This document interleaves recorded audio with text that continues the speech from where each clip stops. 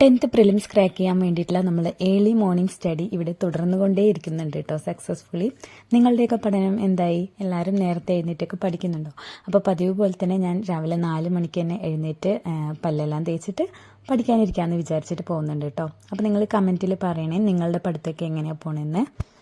നേരത്തെ ഞാൻ ഷെയർ ചെയ്തിട്ടുണ്ടായിരുന്ന ആ ഒരു ടൈം ടേബിൾ പ്രകാരം തന്നെയാണ് കേട്ടോ എൻ്റെ ഒരു ഡേ പോയിക്കൊണ്ടിരിക്കുന്നത്. ചില ദിവസങ്ങളിൽ 5-10 മിനിറ്റ് അല്ലെങ്കിൽ ഒരു അരമണിക്കൂറൊക്കെ അങ്ങോട്ടും ഇങ്ങോട്ടും വ്യത്യാസപ്പെടുന്നുണ്ട് എന്ന് മാത്രമേ ഉള്ളൂ. അല്ലാതെ ബാക്കിയെല്ലാം അതുപോലെ തന്നെയാണ് കേട്ടോ പോയിക്കൊണ്ടിരിക്കുന്നത്. അപ്പോൾ ചായയൊക്കെ വെച്ചിട്ട് വന്നിട്ട് ഞാനിരുന്ന് പഠിക്കുന്നുണ്ട്. നമ്മുടെ ടൈം ടേബിളിൽ ഫസ്റ്റ് SCRT ആണ്. പൊതുവേ ഞാൻ രാവിലെ എഴുന്നേറ്റ് ആദ്യം പഠിക്കുന്നത് SCRT തന്നെയാണ്. പിന്നെ ഇത് കഴിഞ്ഞാൽ PYQ കൂടി രാവിലെ നോക്കാനുണ്ട്. അത് ഞാൻ പറഞ്ഞിട്ടുണ്ടായിരുന്നല്ലോ വൊക്കാബ് സ്പീഡിയുടെ ആ ഒരു ബുക്കിൽ. ഞാനിപ്പോൾ സയൻസ് ആണ് കേട്ടോ, ഫിസിക്സ് ആണ് നോക്കിക്കൊണ്ടിരിക്കുന്നത്. ഫിസിക്സ് കഴിഞ്ഞ് എനിക്ക് കെമിസ്ട്രി നോക്കണം. ഇന്നത്തോടെ എൻ്റെ ഫിസിക്സ് കഴിഞ്ഞിട്ടും ഉണ്ട് കേട്ടോ. ഈ രാവിലെ നോക്കിയതോടെ എൻ്റെ ഫിസിക്സ് കഴിഞ്ഞിട്ടുണ്ട്. ഇനി കെമിസ്ട്രി നോക്കണം അതിൽ. പിന്നെ നമ്മുടെ ഹിസ്റ്ററി ആ ഭാഗമൊക്കെ കൂടുതൽ ഞാനിപ്പോൾ ഈ തൊഴിൽ വാർത്തയൊക്കെ വായിക്കുന്നതുകൊണ്ട് എനിക്ക് കൂടുതലായിട്ട് കിട്ടുന്നുണ്ട്. അപ്പം ഞാൻ ഹിസ്റ്ററിയുടെ ഭാഗമൊന്നും അതിൽ നോക്കുന്നില്ല കേട്ടോ, സയൻസാണ് നോക്കുന്നത്. കുട്ടികൾക്ക് സ്കൂളിലുള്ളതുകൊണ്ട് തന്നെ രാവിലെ ഇടയ്ക്ക് ഇങ്ങനെ ചോറ് വെക്കാനൊക്കെ എണിച്ച് വരേണ്ട ആവശ്യമുണ്ട് കേട്ടോ. അപ്പോൾ ആ ഒരു സമയത്ത് ഞാൻ ബുക്ക് കയ്യിലെടുത്തിട്ട് വന്നിട്ട് തന്നെയാണ് കേട്ടോ ചെയ്യുന്നത്. കാരണം ഈ ചോറൊക്കെ തിളച്ച് വരാൻ കുറച്ച് സമയം എടുക്കുമല്ലോ.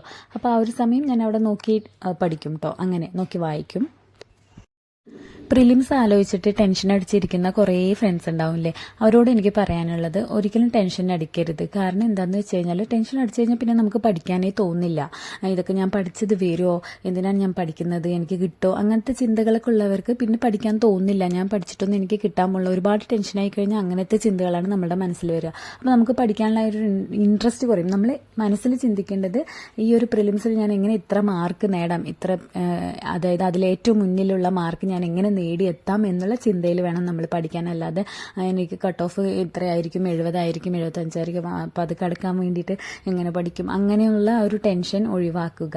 നിങ്ങൾ നിങ്ങളിൽ വിശ്വസിക്കുക. എനിക്ക് എന്തായാലും ഞാൻ ഈ പ്രിലിംസ് പാസ്സാകും, ഞാൻ പഠിച്ചുകൊണ്ടിരിക്കുന്നുണ്ടല്ലോ, ഞാൻ ഇത്രയും കാലം പഠിച്ചതും എല്ലാം ഇതിനു വേണ്ടിയിട്ടാണ്. അത് തന്നെയാണ് ഇതിലും ചോദിക്കുക. അപ്പോൾ ഞാൻ എന്നെ എങ്ങനെ ബെറ്ററാക്കാം എന്നുള്ളതാണ് ഞാൻ ഇപ്പോൾ പഠിച്ചുകൊണ്ടിരിക്കുന്നത് എന്ന് മനസ്സിനും പറഞ്ഞിട്ട് നിങ്ങൾ പഠിക്കുക കേട്ടോ. ഉറപ്പായിട്ടും നിങ്ങൾക്ക് നല്ല മാറ്റം ഉണ്ടാവും. ആ ഒരു ടെൻഷൻ കുറയ്ക്കുക. അങ്ങനെ 8:45 കുട്ടികളുടെ ഓട്ടോയൊക്കെ വന്നിട്ടുണ്ട് കേട്ടോ. അവരെയൊക്കെ പറഞ്ഞു വിട്ട് ഞാൻ റൂമിലേക്ക് പോയ ഇതായിരിക്കും കേട്ടോ അവസ്ഥ. റൂമൊക്കെ വൃത്തിയാക്കാനും ഉണ്ടാവും. കാരണം എന്താണെന്ന് വെച്ചാൽ ഓരോരുത്തരും ഓരോ സമയത്താണ് എഴുന്നേറ്റ് വരിക. എല്ലാവരും ഒന്നിച്ച് എഴുന്നേൽക്കുകയാണെങ്കിൽ നമുക്ക് അപ്പം തന്നെ കൈയോടെല്ലാം വൃത്തിയാക്കി വെക്കാം. പക്ഷെ ഓരോരുത്തർ ഓരോ സമയത്ത് എഴുന്നേറ്റ് വരുന്നതുകൊണ്ട് തന്നെ ഞാൻ ലാസ്റ്റ് കുട്ടികളെല്ലാം പറഞ്ഞു വിട്ടിട്ടാട്ടോ ഇത് വന്നിട്ട് ചെയ്യുക. അതിനുശേഷം ഞാൻ എൻ്റെ വർക്കൗട്ട് കൂടി ചെയ്യും. വർക്കൗട്ടും ചെയ്ത് കഴിഞ്ഞിട്ടാണ് പിന്നെ ഫുഡ് കഴിക്കാൻ പോകല്.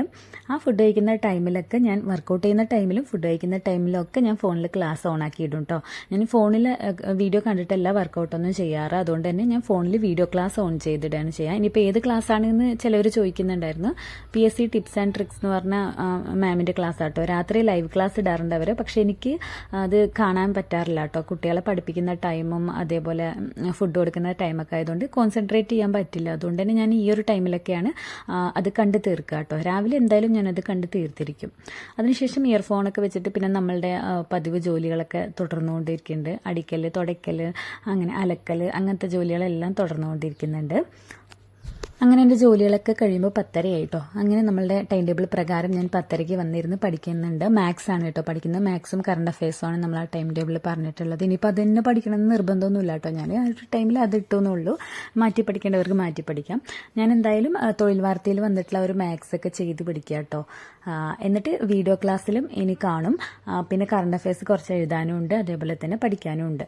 അപ്പോൾ റിവിഷൻ ചെയ്യാനുണ്ട് മുൻപത്തെ, അതായത് ഓരോ മന്ത്ലി കറണ്ട് അഫയേഴ്സ്, മന്ത്ലി അല്ല ഡെയിലി കറണ്ട് അഫയേഴ്സ് ആയിട്ടാണ് ഞാൻ എഴുതുന്നത്. അപ്പോൾ ഓരോ മന്തിലെയും നമുക്ക് റിവിഷൻ ചെയ്യാനുണ്ട്.